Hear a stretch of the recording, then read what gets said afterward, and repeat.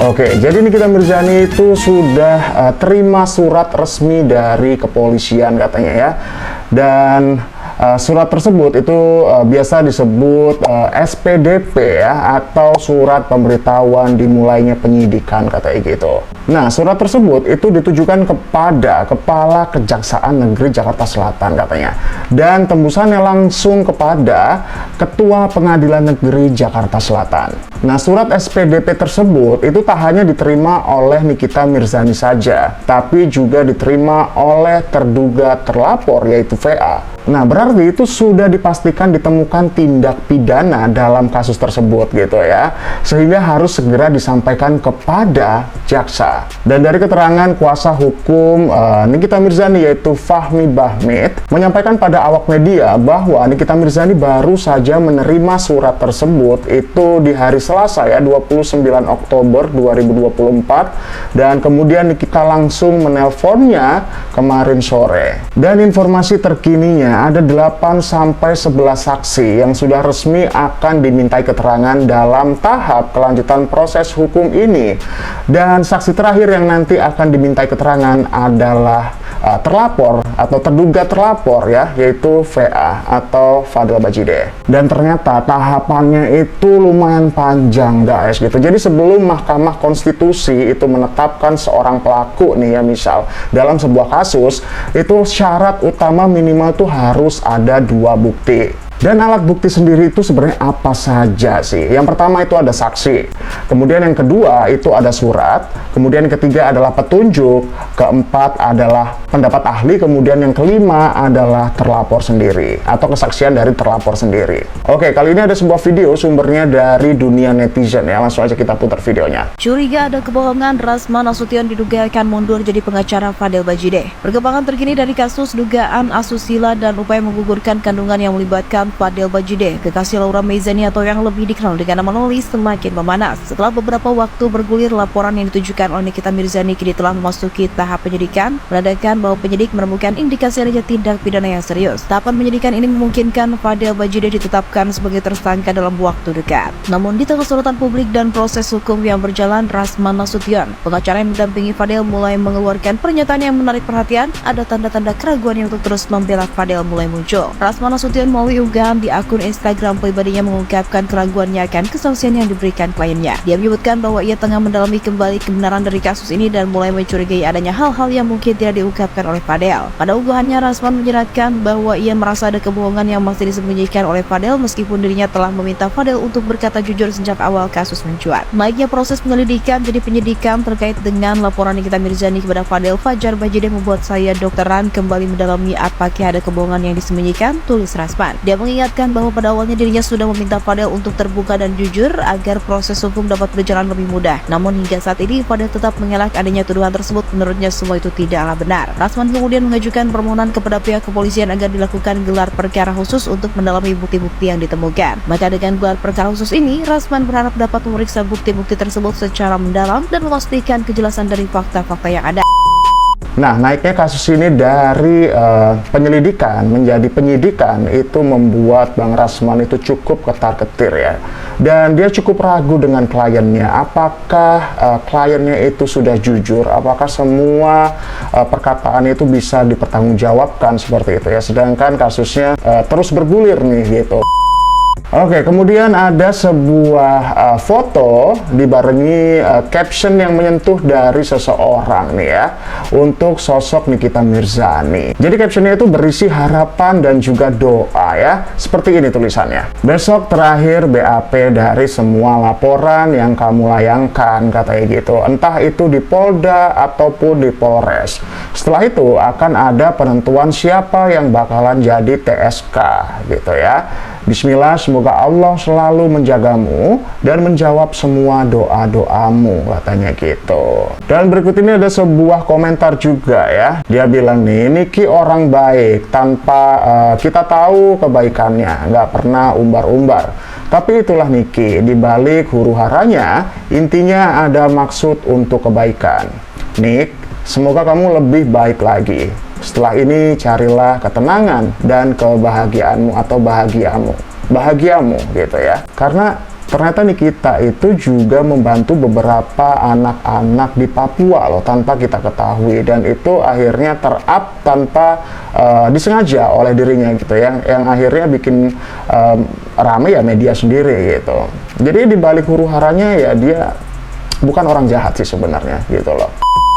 Nah, katanya ada sebuah pernyataan juga yang cukup ramai akhirnya ya. Jadi naiknya kasus dugaan persetubuhan anak di bawah umur dan juga ini menjadi penyidikan ya. Naik kasusnya menjadi ya penyidikan.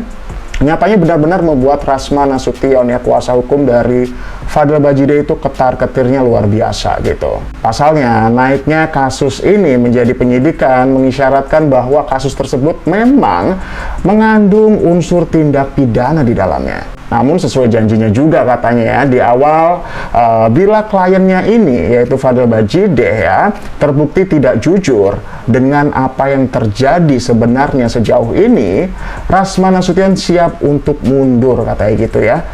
Mundur untuk menjadi kuasa hukum dari FA atau Fadel Bajideh. Gimana menurut kalian? Pengacara Rasman Arif Nasution meminta Fadel Bajideh berbicara jujur setelah laporan dari aktris Nikita Mirzani telah naik penyelidikan. Sebelumnya, Nikita Mirzani dengan tegas melaporkan Fadel Bajideh, kekasih putri sulungnya, Loli ke Polres Metro Jakarta Selatan. Tak main-main, Nikita Mirzani melaporkan Fadel Bajideh atas dugaan persetubuhan anak di bawah umur dan aborsi. Pasalnya, setelah melakukan gelar perkara, penyidik Polres Metro Jakarta Selatan menemukan unsur pidana dalam kasus tersebut. Mengetahui adanya hal tersebut, selaku kuasa hukum Rasman Nasution pun meminta Fadel Bajideh untuk berkata jujur, bukan tanpa sebab pengacara yang menjuluki dirinya Dr. Ran itu meminta hal demikian. Naiknya prosesnya penyelidikan menjadi penyidikan terkait laporan Sgri NN kepada saudara Fadel Al-Fajr Bajideh membuat Dr. Ran kembali mendalami apakah ada kebohongan yang disembunyikan. Dr. Ran di awal menangani kasus ini sudah mewanti-wanti saudara Fadel agar bicara jujur sehingga akan lebih mudah dalam melakukan pembelaan hukum. Oke, jadi video tadi itu sumbernya dari Indopop ya. Jadi memang waktu itu dari postingan Bang Rasman ya di Instagram pribadinya itu mengatakan bahwa Fadel sampai disumpah ya di depan keluarganya bahwa yang selama ini dikatakan itu benar-benar jujur atau tidak gitu ya. Jadi udah mulai ada keraguan nih dari Bang Rasman guys. Nah, rumornya bahkan pihak dari Rasman yaitu kuasa hukum dari Fadel Bajideh itu ingin berdamai dengan Nikita Mirzani guys. Yang ditanya itu proses hukumnya seperti apa. Jadi di dalam perkara ini mungkin semuanya biar paham. Kan banyak sekali nih, salah satunya ya ada yang bilang supaya dimediasikan lah, dipertemukan lah, dilakukan apa RJ lah segala macam. Yang jelas itu mustahil semua dilakukan. Tidak ada sebuah kalimat perdamaian, tidak ada kata perdamaian yang akan muncul dalam perkara ini. Yang ada ikutin proses hukum sebagaimana yang diatur di dalam hukum. Ancamannya perkara ini 5, ikutin saja prosesnya. Jadi jangan berharap ada sebuah hal di mana kita akan memaafkan atau perkara ini terjadi sebuah perdamaian, itu mustahil. Bang Fahmi tadi sempat disinggung soal penelantaran. Dia Fadel sempat menyinggung soal penelantaran anak, ada dugaan penelantaran. Iya, selama 2 tahun. Perkaranya ada di atas, prosesnya di atas tindak pidana terkait perlindungan terhadap anak. Dugaan ada kejahatan terhadap anak di bawah umur, itu saja. Bagaimana mempersiapkan diri terkait dengan laporan ini. Jadi ini laporannya ada di atas. Siapkan diri Anda ke atas. Banyak depan Bang. Yang Miki maksudnya menanggapi hal tersebut seperti apa? Saya nggak akan nanggapin, ngapain kita tanggapin hal-hal yang nggak jelas. Kalau Anda tanyain bagaimana proses iki, bagaimana alat bukti, bagaimana visum, saya jelaskan. Tapi hal-hal yang tidak ada relevansinya, karena proses ini saya ingatkan sekali lagi, dugaan tindak pidana kejahatan terhadap anak di bawah umur. Anaknya Nikita Mirzani, anak yang di bawah umur, belum 18 tahun pada saat kejadian. Ingin tahu masalahnya? Anda ingat-ingat apa kejadian pada bulan April, kejadian pada bulan Juli. Udah itu saja saya kasihkan. Lebih lanjut, Anda persiapkan diri yang baik supaya datangnya tidak telat, supaya tidak bingung tiba-tiba sakit dan sebagainya. Yang beda sih kelas jawaban pengacara yang terintegritas. Terima kasih. Assalamualaikum warahmatullahi wabarakatuh. Yang sedang diusut ini sekarang adalah yaitu tindak pidana kejahatan anak di bawah umur dan juga aborsi itu ya gitu.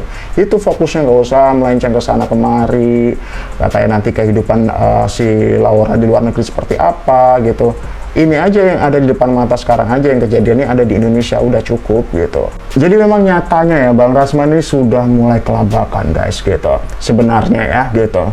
Gimana enggak, masalahnya laporan Nikita Mirzani ditambah lagi laporan dari Bang Hotman Paris ternyata ya ada lagi tuh ya, itu juga terus bergulir tuh gitu. Bahkan salah satunya sudah P21. Nah gimana tuh?